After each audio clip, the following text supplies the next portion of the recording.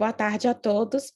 Eu sou a doutora Jaqueline Góes de Jesus, pós-doutoranda no Instituto de Medicina Tropical da Universidade de São Paulo, e hoje eu vou falar um pouco com vocês sobre a vigilância genômica em tempo real do vírus da dengue 2 no Brasil.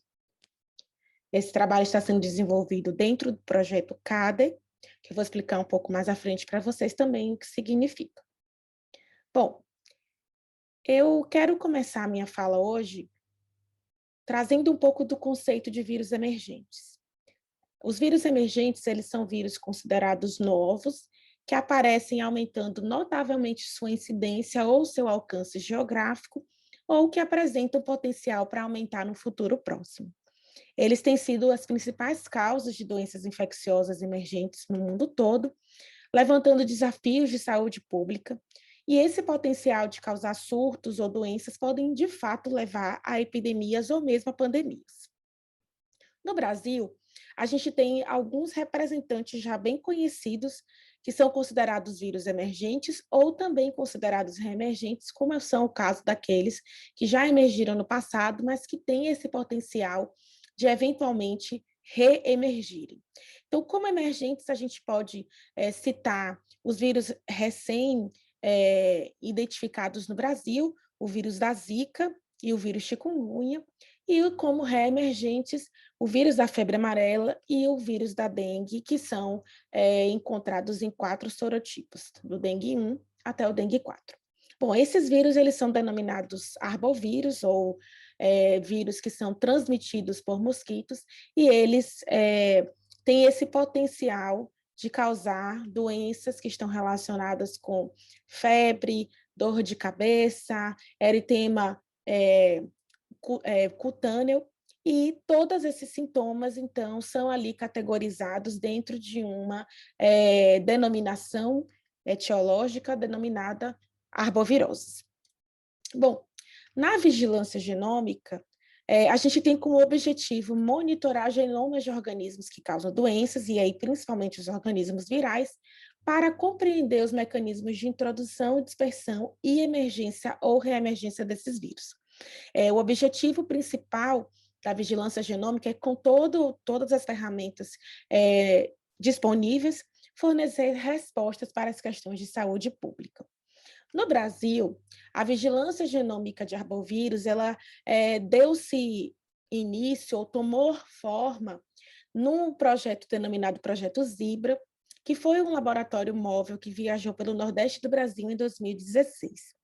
Dentro desse projeto, um pequeno laboratório realmente configurado dentro de micro-ônibus viajou ao Nordeste do Brasil e visitou alguns LACENs, que são os laboratórios centrais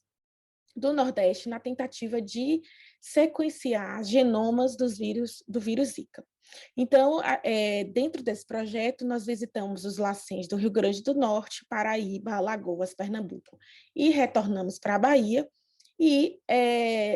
contamos também com grupos de pesquisa de outros institutos no Brasil, entre eles o Instituto Evandro Chagas, em Belém, a própria Fiocruz de Pernambuco, a Fiocruz da Bahia, do grupo do qual eu fazia parte antes de chegar em São Paulo, e o grupo da doutora Esther Sabino, aqui da USP, que também já participou desse projeto e que foi, inclusive, neste projeto que eu tive a oportunidade, então, de conhecer o grupo da doutora Esther Sabino. Então, como eu já falei, neste projeto chamado Zibra, nós nos dirigimos inicialmente até Natal, então todos os grupos se reuniram em Natal, no Rio Grande do Norte, e ali, juntamente com o LACEN, nós começamos, então, o projeto de sequenciamento genético do vírus Zika. Bom, esse projeto, ele foi um projeto grande, foi um projeto piloto no Brasil, mas ele foi inspirado no projeto anterior de sequenciamento genético do vírus Ebola, na Guiné, e ele foi, então, um momento em que nós tivemos a oportunidade, primeiro, de começar a fazer a vigilância genômica, e segundo, de aprender uma técnica nova, que foi o sequenciamento por nanoporos. Então, como vocês podem ver nas imagens, foi uma equipe muito grande, a gente contou realmente com diversas instituições do Brasil, instituições renomadas no estudo em arboviroses, e contamos também com a parceria com laboratórios de fora do Brasil, grupos de pesquisa de fora do Brasil, entre eles grupos de pesquisa da Universidade de Birmingham, na figura do professor Nicholas Loman, da Universidade de Oxford, na figura do professor Nuno Faria, e de outros grupos, como grupos dos Estados Unidos, com alguns pesquisadores de Seattle, por exemplo. Então, foi um trabalho que demandou um esforço de organização, de logística, e como vocês podem ver aqui nas imagens, a gente contou com a ajuda, né, de toda a equipe para poder sempre colocar os equipamentos dentro dos laboratórios onde seriam utilizados e de volta na van de apoio. E também o nosso laboratório móvel, como vocês podem ver nessa primeira imagem inferior, que realmente era um micro-ônibus adaptado para a realização de pesquisa em campo. Então, na parte anterior, na parte da frente desse micro-ônibus, haviam poltronas, né, que serviram de assentos para parte dos pesquisadores, e na parte traseira do ônibus a gente tem, então, realmente um laboratório móvel, que é, por exemplo, esse laboratório em que o pesquisador Joshua Quick está trabalhando. Bom, esse trabalho ele ficou bem conhecido na mídia nacional e na mídia internacional. Foi um trabalho que teve uma grande repercussão, porque era a primeira vez que isso era feito no Brasil, e a equipe se dividiu em diversas áreas de atuação dentro daquele período de tempo em que nós viajamos, foram 15 dias, e nesse período de tempo, então, a gente contou com uma equipe que fazia a coleta e identificação dos mosquitos responsáveis pela transmissão da Zika, dengue e outras arboviroses. A gente tinha uma equipe que fazia, de fato, o sequenciamento, né, aqui com a Ingra Morales, vocês já provavelmente devem ter conhecido. Aqui estou eu, juntamente com o professor Nuno Farias, e o professor Nicholas Loman, que foi o grande responsável por trazer essa tecnologia para o Brasil e nos ensinar, né, juntamente com o seu aluno na época de doutorado, o Josh. Desse projeto, então, originou-se um grande centro de vigilância genômica, que continuou trabalhando com arboviroses, continuou fazendo vigilância genômica de arbovírus no Brasil, que é o Centro Brasil-Reino Unido de Descoberta, Diagnóstico, Genômica e Epidemiologia de Arbovírus, conhecido como CADE. O CADE ele reúne equipes multidisciplinares tanto no Brasil quanto no Reino Unido e tem como objetivos principais tratar de questões críticas em epidemiologia de arbovírus e saúde pública no Brasil,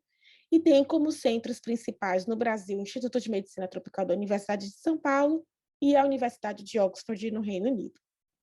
Além disso, o CADE ainda trabalha com uma série de outros institutos do Brasil, entre eles o Centro de Vigilância Epidemiológica em São Paulo, professor Alexandre Vranjac, a Superintendência de Controles de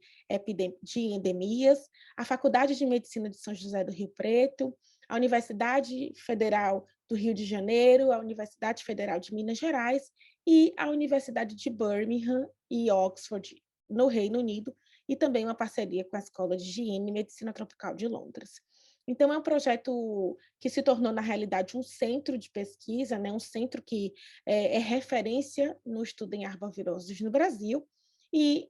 o CADE, além de ser esse centro de referência, ele tem como perspectivas a geração de conhecimento, na verdade, a transferência de conhecimento, e por isso, no seu primeiro ano de atuação no Instituto de Medicina Tropical, nós fomos capazes, então, de fornecer, né, de oferecer um workshop para 65 pesquisadores de 18 nacionalidades diferentes que vieram até o Brasil, né, e participaram desse workshop sem custo, inclusive tiveram hospedagem e alimentação também custeadas pelo CADA. Então, o CADA tem também, além do braço de realização dos experimentos, essa perspectiva de transferência de tecnologia. Então, esses pesquisadores, eles aprenderam com a nossa equipe, não só a parte laboratorial, mas também a parte de análises, e foi um grande workshop onde a gente teve a oportunidade de mostrar parte do nosso trabalho. Então, agora eu vou mostrar para vocês um pouquinho do trabalho que eu tenho feito realmente dentro do CADE, estudando a epidemiologia e a genômica do vírus da dengue 2 no Brasil. Os resultados que eu vou apresentar aqui, eles estão relacionados com a detecção de uma nova linhagem no Brasil, relacionada ao sorotipo 2. Então, o que a gente observou que houve uma substituição de linhagem do sorotipo 2 no Brasil, e que isso está de acordo com a literatura, como é preconizado, já foi identificado anteriormente, e agora, no intervalo de tempo característico, a gente está realmente observando uma nova substituição de linhagem, que já foi, inclusive, confirmada por outros grupos de pesquisa no Brasil. Então, para contextualizar, eu vou trazer um pouco de informação sobre o vírus da dengue. Ele é um vírus transmitido por mosquitos em áreas tropicais e subtropicais, incluindo o Brasil. Ele tem como vetores urbanos competentes mosquitos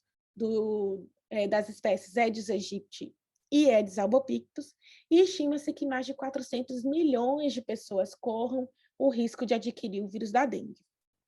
Bom, eles são classificados em 4 sorotipos distintos, né, que são os dengues 1, 2, 3 e 4, e dentro desses sorotipos a gente ainda tem uma subclassificação, que são os genótipos. Mas ainda pensando na questão da classificação taxonômica do vírus da dengue, ele está inserido no gênero Flavivírus e na família Flaviviridae, e dentro desses sorotipos, aí sim a gente tem as classificações genéticas baseadas nessas variações que eles apresentam em 18 genótipos de dengue, sendo que o dengue 2, que é o objeto de estudo, ele tem 6 genótipos. Então, esses genótipos são, então, classificados como genótipos asiático 1 e 2, o genótipo americano, o genótipo asiático-americano, o cosmopolita e o genótipo silvático ou silvestre. Então, pensando nessa questão e trazendo um pouco do histórico de dengue, ele foi identificado pela primeira vez no Brasil em 1982. E ele causou e ainda causa uma séria preocupação de saúde pública, porque ele tem uma alta incidência no país e está associado com doenças graves. Então, a gente tem muitos quadros que são quadros hemorrágicos, são quadros agravantes relacionados com os vírus da dengue. Entre 1995 e 2005, o Brasil notificou quase 8 milhões de casos da dengue e 55% de todos os casos foram notificados nas Américas. Então, o que isso significou, praticamente, metade dos casos sendo notificados em todos os países das Américas estavam concentrados no Brasil.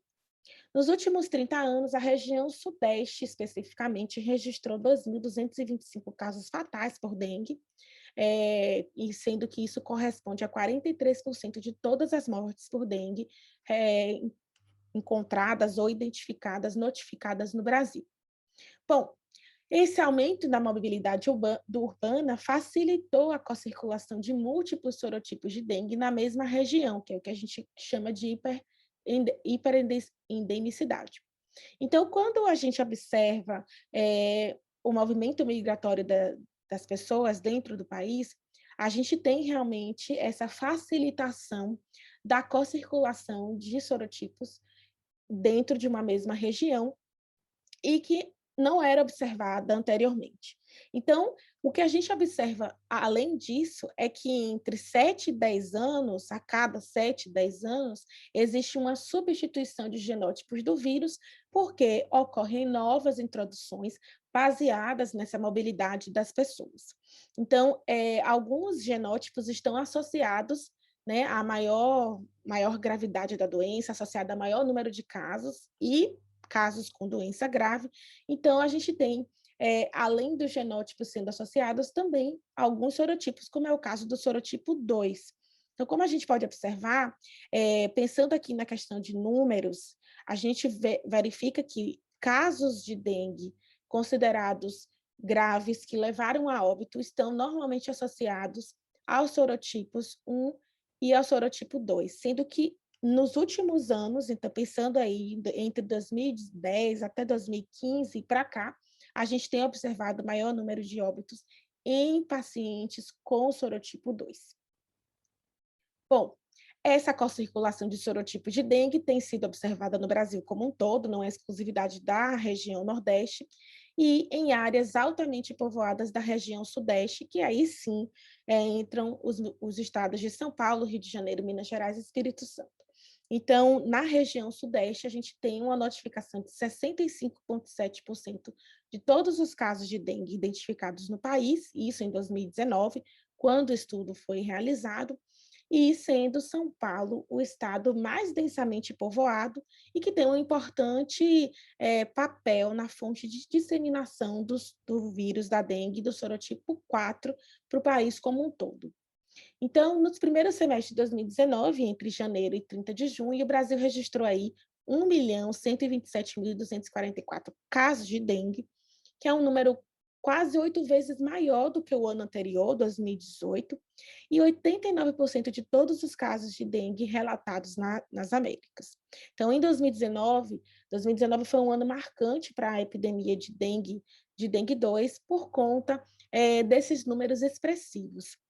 Entre esses números, os casos graves corresponderam a 710 casos relacionados com a gravidade da doença, e as mortes totalizaram 366 óbitos. Então, eles aumentaram ao menos 2 a 3 vezes em comparação com o ano anterior, que foi 2018. Neste trabalho, a gente teve como objetivo caracterizar a genética do vírus dengue, que estava circulando em 2 municípios do estado de São Paulo, que foram Araraquara e São José do Rio Preto, e nós fizemos isso na tentativa de entender a melhor dinâmica, né, entender melhor, na verdade, a origem e a dinâmica desse surto de 2019 e compreender as relações entre as cepas epidêmicas atuais e aquelas que circularam em surtos anteriores nas Américas. Então, para fazer isso, nós então realizamos uma coleta na verdade, uma geração de sequências do genoma do vírus a partir do surto de 2019, e a gente utilizou como abordagem para a geração desses genomas a tecnologia de nanoporos, né, um sequenciamento portátil MinION da Oxford Nanopore. Então, isso foi realizado no estado de São Paulo, nas cidades de São José do Rio Preto e em Araraquara. E quando a gente pensa aí nesses 2 municípios dentro do estado, a gente observa que São José do Rio Preto é o 11º município mais populoso, com cerca aí de 450.000 habitantes, e Araraquara é o 32º município mais populoso, com cerca de 230.000 habitantes, porém, pelo mapa, a gente percebe que eles encontram em regiões de contato ali na fronteira, que possivelmente podem ter propiciado esse aumento de casos pela movimentação das pessoas entre esses 2 municípios. Então, nós analisamos os casos suspeitos de dengue, porque eles são notificados pelos secretários locais de saúde pública para os Centros de Vigilância Epidemiológica, que é o CVE, e dentro desses casos, 20 amostras que foram positivas para a dengue do sorotipo 2, através da técnica de reação em cadeia da polimerase em tempo real, foram, então, analisados. Essas 20 amostras, elas foram de ambos os municípios, né, tanto Araraquara quanto São José do Rio Preto, e elas tiveram um valor de CT, né, um limiar de ciclo, médio de 19,8, ou seja, eram valores de CT relativamente baixos, porque eles variavam de 16,4 a 25. Dessas 20 amostras, 19 foram coletadas entre janeiro e o final de abril de 2019, e uma amostra foi coletada em junho de 2017, e ela foi utilizada justamente para a gente entender se esse genótipo já estava circulando em tempos anteriores, né, em anos anteriores. O trabalho, ele, então, foi aprovado pelo Comitê de Ética em Pesquisa do Hospital das Clínicas, da Universidade de São Paulo, e pelo Comitê de Ética em Pesquisa também da Universidade de São José do Rio Preto. Né, esses trabalhos, inclusive, eles estão dentro da resolução do CONEP e, então, foram realizados, né, puderam ser realizados. Então, pela metodologia que a gente utiliza, que eu acho que é o ponto mais importante que eu preciso mostrar aqui para vocês, porque vocês também vão ver essa metodologia na prática com a Pamela. É, a gente faz basicamente um processo em que as amostras humanas coletadas, elas são direcionadas para o isolamento do RNA viral, e aí a gente faz então o processo de extração de RNA. Essas amostras, então, são testadas, são triadas pela RT-qPCR para a identificação não apenas da positividade ou não para o vírus da dengue, mas também dos sorotipos relacionados com o vírus de dengue. E, então, essas amostras positivas são encaminhadas para o processo do sequenciamento. O processo do sequenciamento, ele começa com a síntese de cDNA, que é justamente a complementação daquela fita simples do RNA, transformando essa fita simples em uma fita dupla. Essa fita dupla, como ela já é um RNA viral, ela vai então ser colocada, vai então ser encaminhada para uma PCR convencional, onde nós temos uma série de primers desenhados para completar o genoma daquele vírus, ou seja, para amplificar diversos fragmentos, e aí esses fragmentos podem ter tamanhos que nós escolhemos enquanto pesquisadores. Então, nós trabalhamos até o ano passado com fragmentos de 900 pares de base, sendo que o genoma do vírus tem cerca de 12 mil bases, então a gente trabalhou aí mais ou menos com 12, 13 fragmentos de 900 pares de base, na verdade 14 fragmentos de 900 pares de base, onde a gente cobriu o genoma. A gente também tem a opção de trabalhar com fragmentos menores, com amplicons de tamanhos menores, e o tamanho ideal neste momento para trabalho é o tamanho de 400 pares de base. Então, feito essa PCR, o que a gente tem é um enriquecimento dessa amostra, onde agora a gente tem várias cópias do material genético do vírus, partidas, né, divididas em amplicons ou em fragmentos de 900 pares de base. Esse material segue, então, para um processo de purificação por bides magnéticas, onde a gente remove daquela mistura que foi feita ali durante a reação os primers, os reagentes que não são necessários no processo de sequenciamento. Então, a gente faz uma purificação para que a gente tenha apenas o material genético, que agora já é um DNA, né? Então, são vários fragmentos de DNA, e eles, então, seguem para o processo de quantificação por uma técnica de fluorimetria, que é o Qubit, é um equipamento que vocês também vão conhecer juntamente com a Pamela. No Qubit, a gente tem uma ideia da qualidade daquele material, e a partir daí, então, a gente segue para o preparo da biblioteca. Se o material ele tiver com uma concentração alta, e a gente estabelece alguns cutoffs, ou seja, a gente estabelece alguns pontos de corte, onde, acima daqueles pontos, as amostras serão encaminhadas para o sequenciamento e abaixo daquele ponto, elas não serão encaminhadas, ou seja, provavelmente elas serão repetidas na PCR ou mesmo descartadas, porque não tem condição de obter um genoma completo, mas aquelas que passam, né, desse limiar, elas então seguem para o preparo da biblioteca, que consiste numa série de reações enzimáticas de bancada, elas não precisam ir para nenhum tipo de termociclagem, elas passam sim por um processo de incubação em temperaturas diferentes, e a gente então, com a biblioteca pronta, segue para o sequenciamento Nominaium, que é o sequenciador portátil que vocês vão conhecer. Seguindo então a metodologia, essas amostras foram então agrupadas em um dataset, e esse dataset, então, ele foi construído com todas as sequências de nucleotídeos para o vírus da dengue 2, com mais de 1.400 nucleotídeos, perdão, e todas essas sequências foram, então, agrupadas juntamente com as nossas 20 sequências, e quando a data era conhecida, quando a gente tinha ano, mês e dia disponíveis, e com o local, ou seja, o país e cidade, quando também disponíveis. Então, fazendo esse processo de separação ou identificação dessas sequências, o nosso dataset ficou com um total de 1.630 amostras, né, até 20 de junho de 2019, e esse dataset, então, com todas essas sequências, seguiram, então, para o alinhamento com configurações automáticas no software MAFT, e foi, então, após o processo de alinhamento, editado manualmente no software Alivio.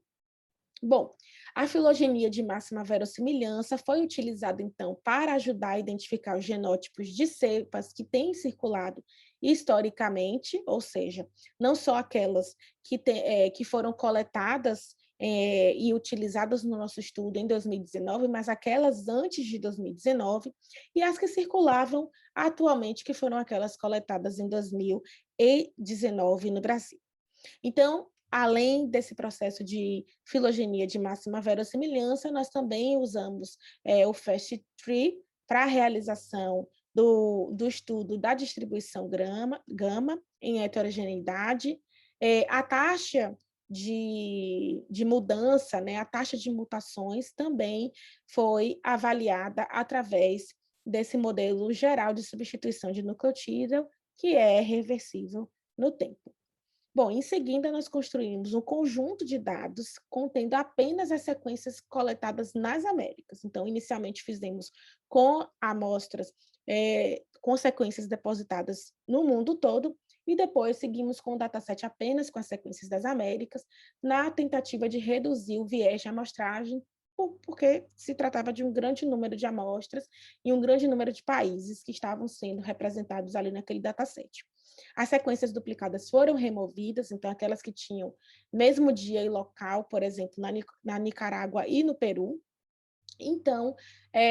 a gente fechou o nosso dataset com 436 genomas, incluindo 66 genomas coletados no Brasil entre 1990 e 2013.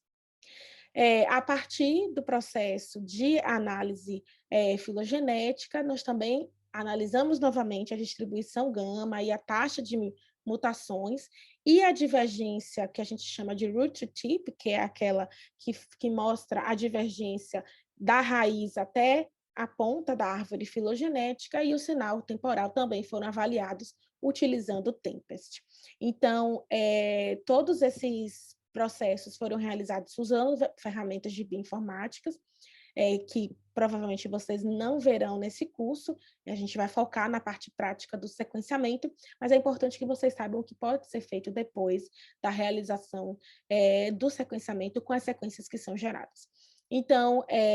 foram utilizados também os softwares BEAST e o Tracer para que a gente pudesse compreender melhor a localização, ou seja, fazer um processo de identificação das datas prováveis em que essas amostras elas divergiram do seu ancestral comum. Bom, o que nós encontramos nesse resultado? Baseado em informações epidemiológicas do Centro de Vigilância Epidemiológica no estado de São Paulo,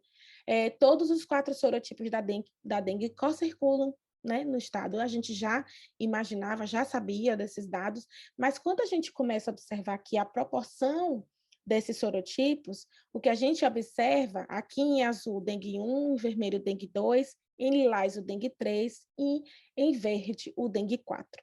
Quando a gente observa de 2012 até 2019, a gente começa a observar, de fato, uma mudança no perfil dos sorotipos que acometem o estado de São Paulo, baseado em números de casos notificados. Então, quando a gente começa lá em 2012, a gente vê que existe uma grande quantidade de casos notificados no sorotipo da dengue 1, né, o sorotipo 1, e também o sorotipo 4, e um percentual aqui baixo de sorotipo 2, né, dengue sorotipo 2. Quando a gente vai passando em 2013, esse valor vai diminuindo ainda mais. Em 2014, a gente tem um pico de dengue 1, reduzindo também a quantidade de dengue 4. 2015, acompanhando. 2013, também acompanhando. Mas a partir de 2016, também acompanhando. Mas a partir de 2017, a gente começa a ver, então, um aumento desse número de casos de dengue 2. Então, de 2016 já tem um aumento em relação a 2015, 2015 já tem um aumento em relação a 2014, então, provavelmente, em 2014, a gente começa a observar aí um aumento no número de casos de dengue 2, proporcionalmente em relação aos outros sorotipos, chegando em 2019, quando a gente tem o sorotipo 2 predominando com 87,5% dos casos notificados contra os outros porcentos aí, né, cerca de 13, 12,5% do sorotipo 1. Então, a gente começou, de fato, a observar que, desde 2014, existe um aumento significativo de dengue 2 no estado de São Paulo, e esse aumento, ele nos mostra que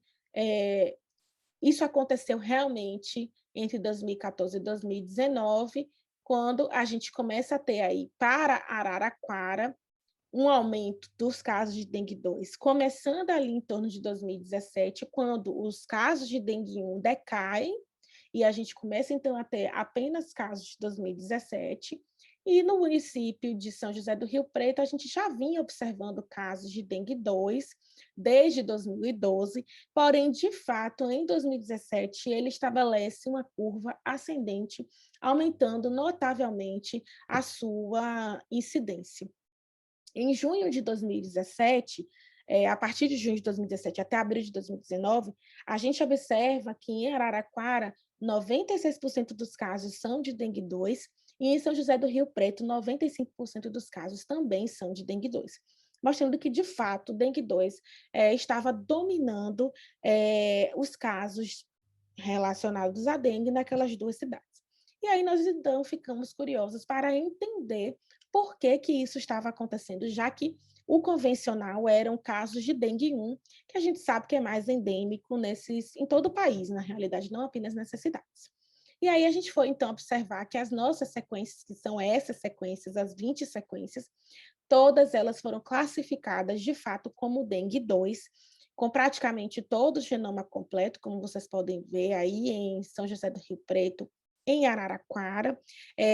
Essa classificação ela foi feita através de uma ferramenta online, né, uma ferramenta de subtipagem online, denominada Genome Detective, onde ele compara com outras sequências referências e ele, então, nos diz qual é o sorotipo, e não apenas o sorotipo, nos diz também qual é o genótipo, porque ele consegue, então, traçar ele consegue agrupar, clusterizar essas amostras e identificar quais são os genótipos. Então, quando a gente foi observar, a gente verificou que todas as sequências de dengue 2 são do genótipo 3, que é o genótipo americano-asiático. Como eu já havia falado para vocês, dengue 2 apresenta 6 genótipos, né, dentro de dengue 2, e nas nossas amostras foi identificado, como era esperado, o genótipo 3. Bom, quando a gente fez a árvore filogenética e analisou essa árvore filogenética, a gente começou a identificar que existia um grupo monofilético, né, único, com uma taxa, né, com um valor de verossimilhança de 1, que significa 100%, e a gente então observou que as 3 linhagens genéticas relatadas no Brasil também estavam presentes, né, BR1, BR2 e BR3, mas que existia uma introdução separada de dengue 2 nessa linhagem 3, né, nesse genótipo 3, que foi denominada, então, como BR4. Então, como a gente observa, de 2019 em diante, essa linhagem BR4, dentro do genótipo 3, ela começou a se destacar. E, provavelmente, ela é a causadora dos casos de dengue 2 que vem ocorrendo de 2019 para cá. Então, é uma linhagem nova e recente que foi introduzida dentro do genótipo 3 do dengue 2, provavelmente de fora do Brasil, uma vez que ela está aqui num clado completamente separado, que é o clado 4. Então, essa linhagem, né, nós então fomos buscar melhor com que outras amostras essas linhagens elas se agrupavam, e a gente então observou que nessa análise, né, análise que nós fizemos apenas com as sequências dos países americanos, a gente observou que das 436 genomas, a linhagem 3BR4, que corresponde a esse clado 4 aqui, ela foi introduzida por volta de 2014, né, com um intervalo de credibilidade bayesiana de 95%. Então, assim, provavelmente aconteceu aí entre 2012 e 2015, né? A gente tem um intervalo de confiança dentro desse período, mas as análises estatísticas demonstram que, de fato, a maior taxa de probabilidade é que elas tenham acontecido em 2014. E quando a gente observa que o ancestral dessa linhagem a gente verifica que ele se encontra no Caribe, né, aqui representado pelas linhas azuis, com um suporte, né, de probabilidade de 1, ou seja, novamente 100%, mostrando que provavelmente essa linhagem ela emergiu do Caribe e foi introduzida no Brasil por conta provavelmente dessa mobilidade entre as pessoas, né, mobilidade da população. Mas aqui também a gente observa que essa nova linhagem também poderia ter sido introduzida da Guiana Francesa ou do Suriname. Porém, a gente não tem nenhum dado genômico mais atual disponível para que a gente possa sustentar essa ideia. Bom, a substituição de linhagem já foi observada em outros locais, né? Então, a gente observa que a linhagem, dentro do genótipo 3, a linhagem BR1 foi introduzida em 1990, a linhagem BR2 foi introduzida em 1998 e a linhagem BR3 foi introduzida em 2005, mostrando que realmente existe aí um intervalo entre 7 e 10 anos para os vírus da dengue, do genótipo 2 e de outros genótipos também, mas principalmente do genótipo 2, para que ocorra essa substituição de linhagem. Então, se a gente observar uma substituição de linhagem em 2014, e pensando nessa perspectiva aí de 7 a 10 anos, é possível que a gente observe uma próxima substituição de linhagem nesses próximos anos, né? Então, a gente já está em 2021, já tem 7 anos, então agora a gente pode estar vivenciando uma substituição de linhagem, e essa substituição de linhagem pode, então, trazer um novo genótipo, por exemplo, o genótipo BR5 dentro, perdão, a linhagem BR5 dentro do genótipo 3. Então, essa introdução da linhagem BR4, ela estava relacionada com o aumento do número de casos de dengue 2 no estado de São Paulo e eram, de fato, indicativas de uma substituição de linhagem no Brasil. Então, não apenas em São Paulo, mas provavelmente a gente pode extrapolar e observar que talvez essa substituição esteja acontecendo no Brasil como um todo. Duas linhagens de vírus distintas, né, são a BR3 e BR4, foram encontradas co-circulando em um único local, que foi São José do Rio Preto, embora o nosso trabalho fosse limitado pelo pequeno tamanho da amostra e dos dados analisados, né? Então, a gente tinha aí na BR3 apenas uma das 19 sequências de São José do Rio Preto e apenas 18 das 19 sequências que a gente analisou no total, porque uma amostra correspondia a 2017. Então, a gente provavelmente estava capturando uma substituição de linhagem em tempo real e provavelmente a gente não identificou isso antes, porque existe um atraso de vigilância entre a detecção e a data estimada de introdução, né? E esse atraso provavelmente é decorrente dessa ausência da vigilância genômica de dengue em um período em que o Brasil foi atingido por outras epidemias explosivas, como foi o caso de Zika, chikungunya e febre amarela. Então, a gente teve aí de 2015 para cá, até 2018, a gente teve surto de Zika, surto de chikungunya e surto de febre amarela, que capturaram, né, sequestraram a atenção da vigilância epidemiológica, da própria vigilância genômica, fazendo com que, provavelmente, a epidemia de dengue 2 ficasse subnotificada. Então, nosso trabalho demonstra a necessidade de vigilância longitudinal aprimorada, né? É importante que a gente tenha, por mais que a gente tenha outras epidemias acontecendo no Brasil, a gente precisa manter essa vigilância de dengue, perdão, sendo realizada, porque essa vigilância nos permite identificar, por exemplo, a probabilidade de novas emergências de genótipos de outras linhagens do dengue 2, né, e de outros serotipos também. Então, essas abordagens independentes nos ajudam a entender a detecção desses arbovírus e é crítico em regiões geográficas com transmissão de dengue já relatadas durante todo o ano pelo mosquito do gênero Aedes, né, do gênero Aedes. Então, para concluir, né, trazendo o que a gente observou desse trabalho, é que a integração dos dados sorológicos, moleculares e genômicos, eles precisam caminhar juntos com a vigilância digital, de forma que a gente consiga antecipar a chegada e o estabelecimento de novas linhagens de vírus e outros patógenos nas Américas. Como vocês bem sabem, o meu projeto é esse projeto de dengue 2, e a nossa perspectiva era, de fato, de sequenciar o maior número possível de amostras desse sorotipo, originárias de diversas regiões do país, para identificar essa